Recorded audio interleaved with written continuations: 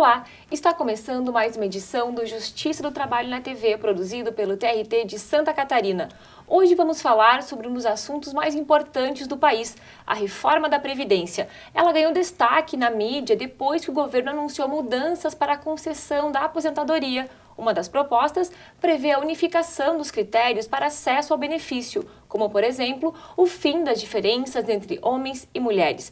E para entender o que pode acontecer com a aposentadoria dos brasileiros, nós recebemos a advogada Gisele Kravchichin, especialista em direito previdenciário. Gisele, seja bem-vinda em nosso programa, obrigada pela presença. E eu vou começar direto ao ponto, querendo saber se existe ou não um problema na Previdência e se existe, qual que é o tamanho. Obrigada pelo convite, né? O tema é muito controvertido, porque depende muito de como você faz o cálculo. Se você seguir a regra da Constituição Federal e fizer o cálculo com a base de contribuição e de arrecadação que a Constituição prevê, não existe déficit.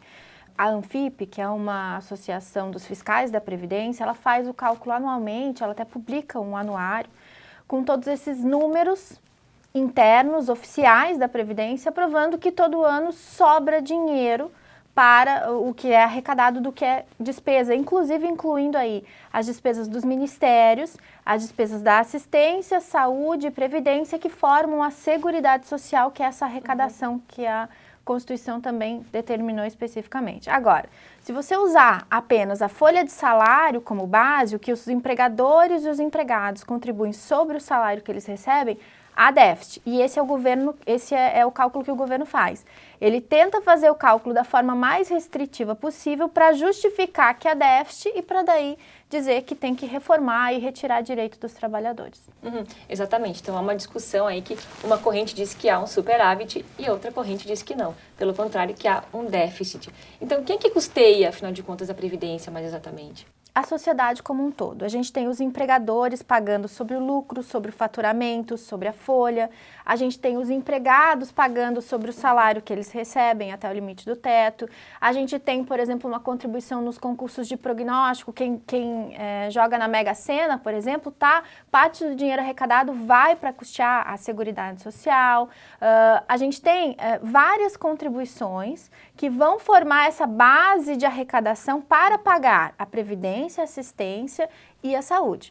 E para a gente alegar, inclusive, né, para discutir, colocar na tese se há ou não déficit, é só a gente verificar se o governo está ou não tirando dinheiro dessa arrecadação. Todo mês ele desvia agora 30% do que é arrecadado para esse fim para outras despesas. É sinal que está sobrando, porque você não pede dinheiro emprestado para quem está falido. Né? Aliás, esse não é nenhum empréstimo, o governo retira, gasta e não tem que devolver. Então ele está tomando o dinheiro da Seguridade todos os meses, todos os anos, e depois alega que está faltando dinheiro. Ele está tirando do arrecadado para repassar para outras despesas que ele considera mais importantes. A questão então seria falta de gestão e de prioridade em relação ao dinheiro da Previdência? Sem dúvida, há uma falta de gestão e um desvio. O pior de tudo, me parece, é o desvio que é feito através da desvinculação das receitas da União, da DRU, que antes retirava 20%, agora passou para 30%, e se permitiu também, né, através da emenda, quer se permitir que os estados e os municípios também possam fazer esse desvio do que é arrecadado, segundo a Constituição, para ser usado só em saúde, previdência e assistência. Bom, muito bem, como justificativa, então, para a urgência dessa reforma da Previdência, o governo argumenta que se a idade mínima para a aposentadoria não for adiada, o sistema previdenciário entrará em colapso, principalmente em função da expectativa de vida do brasileiro, que a gente sabe está crescendo a cada ano. Você concorda? A Previdência, ela é mutante, ela com certeza ela precisa de acertos de acordo que vão levando em consideração a demografia, né? A expectativa de vida da população que ela atende. Isso é uma coisa que é fato, e é fato não só na nossa Previdência, como na Previdência do mundo inteiro. O que a gente tem que tomar muito cuidado é que está sendo feita uma lavagem cerebral com relação a todos os pontos a serem discutidos, porque o governo fez uma proposta que vai muito além do mero acerto de adequação do envelhecimento da população. A gente tem aqui vários tópicos que são retiradas de direitos constitucionais garantidos em 88 e que não precisam ser debatidos da forma como estão sendo colocadas. Há algumas coisas que devem ser adequadas, sem dúvida, né? Talvez até a previsão de se aumentar a idade da aposentadoria por idade, talvez, né? Mas certas regras que está se querendo trocar agora, extinguir certos direitos, isso é preocupante até porque as justificativas que estão sendo apresentadas, elas não são técnicas. Não há um estudo propriamente dito dos efeitos, né? De como que isso vai surtir efeitos na população, principalmente a população mais carente. O que a gente tem visto é um mero interesse de cortar gastos. E a reforma da Previdência não pode ser feita com esse fim. Ela tem que ser com o fim de adequar o sistema para atender da melhor forma possível a população. E não simplesmente para a gente parar de gastar. Porque Previdência é direito adquirido mediante contribuição. Não é um prêmio ou um benefício gratuito que o governo está dando, né? A gente está trabalhando com uma população que está contribuindo há 30, 35 anos e que tem um direito adquirido, né? Mesmo não tendo cumprido todos os requisitos, ele tem uma expectativa de justiça daquele sistema e que a gente não pode simplesmente dizer, não, agora está muito caro esse sistema e a gente vai cancelar, não vai mais te dar benefício. Isso não pode ser feito dessa forma, né? E boa parte das notícias que o governo está trazendo, a gente tem observado essa linha, cortar despesas e não discutir a Previdência de uma forma técnica. Bom, ainda nessa linha do que tu estava comentando, o Instituto Brasileiro de Geografia e Estatística, IBGE, revela que até 2050 a população brasileira com 60 anos ou mais chegará a 66 milhões de brasileiros, então quase 3 vezes mais do que a população atual. Então, partindo da lógica de que os aposentados são custeados pela contribuição dos jovens na ativa, que é o que é bastante divulgado, né? Como que você avalia esse cenário a médio e longo prazo? A gente tem uma preocupação, sem dúvida, de envelhecimento da população. E isso a gente vê, como eu falei, em outros países. A Europa, por exemplo, está vivendo essas mudanças. Lá, o envelhecimento já é muito mais significativo do que o nosso aqui. E boa parte desses números, eles não estão levando em consideração também a população jovem, né, o aumento da população como um fato não só dos idosos, mas também dos jovens, né? A população brasileira e mundial, ela tem aumentado.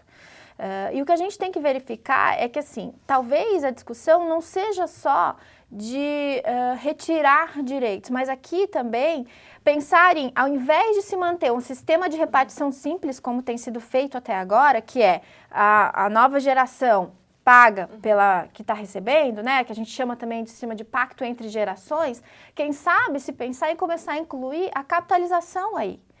O dinheiro da Previdência ser retirado desse caixa da União e colocado para realmente render juros para que possa se fazer o pagamento no futuro.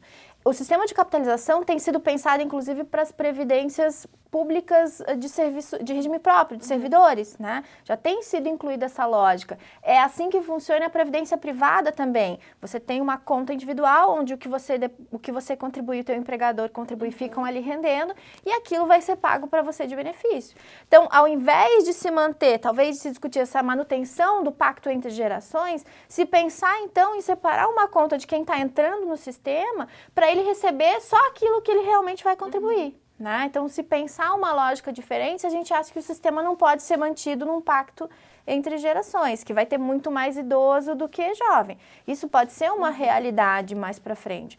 Só que não é necessariamente você tirando o direito de quem contribuiu até agora. Né?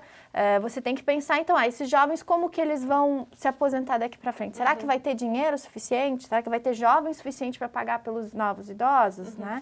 E fazer esse equilíbrio financeiro e talvez repensar o sistema como um todo, né? Gisele, seguindo então a linha que conversávamos no primeiro bloco, que a intenção realmente do governo é apenas cortar gastos, né? O pesquisador do Instituto de Pesquisa Econômica Aplicada, IPEA, Rogério Constanzi, ele faz uma crítica ao atual sistema. Ele defende que a reforma seja feita de forma urgente, porque, segundo ele, o sistema atual da Previdência permite a aposentadoria somente pelo tempo de contribuição, sem idade mínima, né? Segundo ele, no Brasil, em 2014, a média de idade de aposentadoria entre as mulheres foi de 52 anos e entre os homens de 55. Ainda segundo a pesquisa, 1 em cada 4 mulheres se aposenta antes dos 50 anos de idade. Então ele fala que realmente o atual sistema não comporta, né, esse tipo de situação onde pessoas ainda em plena capacidade laboral se aposentem de forma precoce. Você concorda? Eu acho que os números têm que ser olhados com algum cuidado. Primeiro, se a pessoa continua a trabalhar aposentada, ela continua a contribuir. E ao continuar a contribuir, a gente tem a realidade de que o que ela está pagando está indo para o sistema. Ela não vai receber em retorno de benefício, até porque recentemente o Supremo negou a desaposentação, que seria a troca desse benefício para quem continua a contribuir. Então a gente tem aí uma contribuição dela que vai ajudar a custear tanto o benefício dela quanto o dos outros, né? E a gente tem mais um fator aí no caso, que seria o fator previdenciário. Essa pessoa que se aposentou com menos de 50 ou com 52, ela tem um benefício muito menor do que a média do que ela realmente contribuiu. Então, já há um equilíbrio, isso existe desde 99, quando em 98 não se conseguiu passar a idade mínima que se está tentando agora. Em 99, já houve a criação do fator previdenciário, que buscou trazer esse equilíbrio entre expectativa de recebimento, né? Quanto tempo a pessoa vai receber e a idade. Então, quanto antes a pessoa se aposenta, menor vai ser o benefício dela. E menor, às vezes, 50% a menos, 40% a menos do que a média do que ela contribuiu. Então, o sistema já tem mecanismos suficientes para fazer esse equilíbrio. Essa aposentadoria antecipada, digamos assim, mas lembrando, para a pessoa que cumpriu os requisitos, ela contribuiu 30 anos. Você pega uma pessoa que tenha começado a trabalhar com 12, 14 anos, muitas vezes aos 50 anos ela já não tem mais condições de trabalhar. Né? Talvez a realidade socioeconômica daquela pessoa realmente signifique que a aposentadoria era necessária naquele momento. E mais, ela está aceitando uma aposentadoria num valor bem menor do que ela teria direito. Por quê? Porque talvez ela realmente não tenha condições de continuar a trabalhar. E se ela continuar a trabalhar, ela continua a contribuir para o sistema, ela continua a custear tanto o benefício dela quanto os demais. Então, na verdade, o sistema não é tão problemático como alguns especialistas que estão olhando só a idade dos aposentados e não conhecem a previdência como sistema integral ali, não estão conseguindo observar. A gente teve uma mudança importante em 98, que foi a extinção da aposentadoria proporcional, que era para a mulher com 25 anos de contribuição e o homem com 30. Eles não fechavam a integral, né? Que é os 30 mulher e 35 homem. Então, isso foi importante naquele momento. E logo em seguida, a gente teve o fator que trouxe já esse equilíbrio. Então, o sistema, ele é saudável, sim. A questão é que se você ficar olhando só a idade dos aposentados, você não olhar as condições socioeconômicas que levam aquela aposentadoria a ser aceita num valor menor pela pessoa, você pode desconsiderar certas situações que são muito mais importantes para um sistema previdenciário do que só a idade daquele aposentado, né? Será que ele realmente tem condições de continuar a trabalhar? Quando é que ele começou a trabalhar? Qual é a capacidade de trabalho? O mercado aceita ele de volta ou não? Né? Ou ele sai porque ele realmente não tem mais o que fazer, ninguém emprega mais ele não tem nenhum outro tipo de renda a não ser a opção da Previdência. Então, na verdade, essa pessoa que se aposenta hoje, a mulher, por exemplo, aos 50 anos com 30 de contribuição, ela não recebe o salário integral, em virtude do fator previdenciário. Exatamente. Ela está se aposentando aí, às vezes, com 40% só do que ela tem direito. Ela perde 60% do valor do benefício. Por quê? Porque ela se aposentou antes. Só que para ela aceitar esse valor tão menor, provavelmente é porque as condições de empregabilidade dela já não são as mesmas, se é que são possíveis, né? Lembrando que há uma dificuldade, sem dúvida, da aposentadoria por invalidez, né? Principalmente para quem é atendido pelo SUS, que não consegue a documentação médica para poder ser afastado por incapacidade. Então, às vezes, ele já não tem acesso à saúde de uma forma mais ampla, de uma cirurgia corretiva, né, de algum acesso a tratamento que possibilite a continuidade de trabalho, e também não consegue se aposentar porque os atestados que ele consegue levar ao INSS são muito superficiais e que não demonstram a doença no caso concreto. Exatamente. Eu queria trazer uma outra situação aqui para você avaliar, que a gente sabe que atualmente, hoje, para entrar no mercado de trabalho, pessoas com idade mais avançada, é uma situação difícil, né? Então, como que o trabalhador que já começou a trabalhar cedo, por exemplo, né, como tu mencionou, a gente sabe que no Brasil ainda tem hoje situações de trabalho infantil, né? Ainda pessoas começam a trabalhar com 16, 14, 13 anos de idade. Como que essa pessoa vai conseguir ter condições, né, de continuar contribuindo com 60 anos, a partir de 60 anos para se aposentar, em condições, por exemplo, de trabalho mais braçal, como um pedreiro? Não vai ter condições. E a verdade é que quem começa a trabalhar cedo, com 12, 14 anos, essa pessoa não tem escolaridade, ou tem uma escolaridade muito baixa, porque ela não consegue, muitas vezes, trabalhar e estudar. Então, ela vai ter uma vida laboral muito mais pesada fisicamente, né? Ela não vai ter qualificação para fazer outro tipo de atividade e quando chega no final da vida, da capacidade laboral dela, talvez ela ainda seja nova, porque também essas pessoas não têm acesso a tratamento de saúde, né? Muitas delas têm dificuldade de acesso a medicamento, né? A gente sabe que a nossa realidade de saúde no país não é muito boa.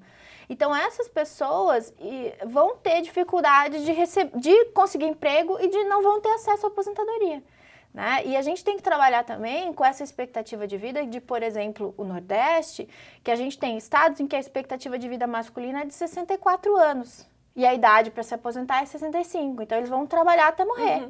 Né? E eles estão morrendo com 64 por quê? Porque a qualidade de vida lá não é tão boa, eles não têm acesso a saneamento básico, a saúde, nem a água muitas vezes eles têm. Né? Então, é uma realidade que a gente tem no Brasil que você não pode pensar só na aposentadoria para as áreas urbanas do sul do país ou do sudeste. Né, que se tem mais condição, qualidade de vida. E isso é preocupante nacionalmente, porque a regra não vai ser para um estado ou outro, para a pessoa que está vivendo 100 anos. Vai ser para aquela que está vivendo 50 também, que está vivendo 60, que não consegue nem chegar à idade, porque não tem condições mínimas de subsistência, de saúde, né, de acesso à qualidade mínima de vida. A gente sabe que hoje, atualmente, também um grande número de trabalhadores que passam aí por situações de trabalho estáveis, irregulares, durante toda a vida, acabam se aposentando aos 60 e aos 65 anos de idade, que é o que o governo prevê através da contribuição por menos tempo de serviço ou mesmo pela LOA, né, como tu estava explicando. LOAS é o benefício assistencial para aquelas pessoas que não contribuem durante a vida, seja porque passam a vida inteira num trabalho informal, seja porque às vezes tem alguma doença também que não conseguem entrar no mercado de trabalho, eles recebem esse benefício de salário mínimo, que é considerado assistencial, ele não depende de contribuição, e para quem tem por idade é 65. A doença não tem idade, pode ser recém-nascido que teria direito também, mas para a idade é 65 e não há diferenciação nesse caso para homens e mulheres na idade. E no caso da aposentadoria, sim, muita gente começa a contribuir mais para o final da vida, que é quando começa realmente talvez a pensar em se aposentar, e tem que ter hoje 15 anos de carência, ou 180 contribuições mínimas para poder se aposentar por idade. O governo também estuda uma hipótese de aumentar esse tempo mínimo de contribuição para 20 anos, então vai aumentar mais 5. A gente tinha antes de 91, eram só 5 anos a carência. Daí foi aumentado para 15 anos, a gente teve um aumento significativo.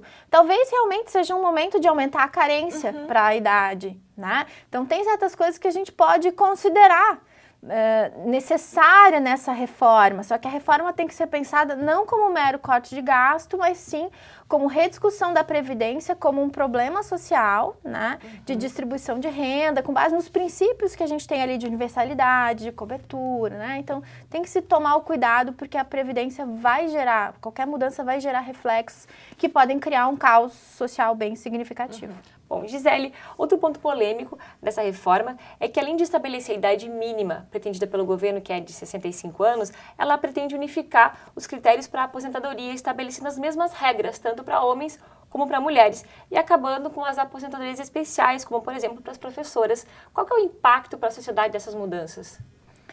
O impacto vai ser significativo, assim, as mulheres, a gente tem um histórico dessa regra diferente, né, porque se leva em consideração, a maioria das justificativas leva em consideração não necessariamente a expectativa de sobrevida, porque a mulher vive mais do que o homem, então ela acaba recebendo até mais benefício do que o homem como regra, né, mas uma contrapartida em razão do trabalho feminino, né, que envolve muitas vezes não apenas o trabalho externo, mas também o trabalho dentro de casa. A dupla jornada, né? A dupla jornada, às vezes tripla jornada, né? Então, seria uma contraprestação social para a posição feminina dentro da sociedade.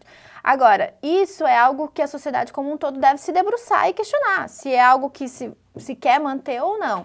É um ponto muito polêmico de se igualar essas regras, né? Tanto daí não só a idade, mas também o tempo de contribuição. Porque você vai tratar igual, você não vai só dizer que ela tem que ter 65 anos. Você vai dizer também que ela tem que ter 35 anos de contribuição. Então, ela vai dobrar aí os requisitos dela, né? Ela vai ter não mais 5, mas sim muitas vezes mais 10, né? Às vezes é cumulativo, mas às vezes não. É mais 10 pontos, digamos assim, que ela teria que ter nessa contagem para se aposentar. E isso é algo que a sociedade como um todo deve se questionar. Se é algo que você considera que é devido, que deve ser mantido ou não. Que houve uma alteração na condição social feminina que ela deve ser tratada de forma totalmente igual para fins de aposentadoria. O próprio presidente Michel Temer se declarou contrário à norma, mas a gente sabe que isso está no projeto. De que forma isso vai ser apresentado, não dá para saber todos os detalhes, que o projeto ainda não foi apresentado. Com relação às aposentadorias especiais, é outro ponto bem polêmico. A gente tem aí não só os professores, mas a gente tem várias categorias que eles estão querendo tirar esse direito. E a gente tem aí, por exemplo, aqueles que trabalham em ambiente insalubre ou perigoso, né? Que estão expostos a agentes nocivos à saúde. O sistema prevê uma aposentadoria mais cedo, eles têm que contribuir também, mas eles se aposentam 10 anos antes, às vezes até mais do que isso, em razão do ambiente que esse trabalhador está exposto, do risco de vida, do risco de doença que ele tem. E até de problemas que ele vai tendo na saúde por estar naquele ambiente, né? Isso também é uma contraprestação social ao serviço que aquele trabalhador faz. E, de novo, é algo que a sociedade tem que se questionar se ela acha isso justo ou não. As reformas, nesse ponto, elas têm que sim refletir o entendimento social sobre o tema e não, de novo, o mero interesse em se cortar gasto, né? Será que a sociedade como um todo acha justo que se mantenha a diferença de 5 anos para homens e mulheres?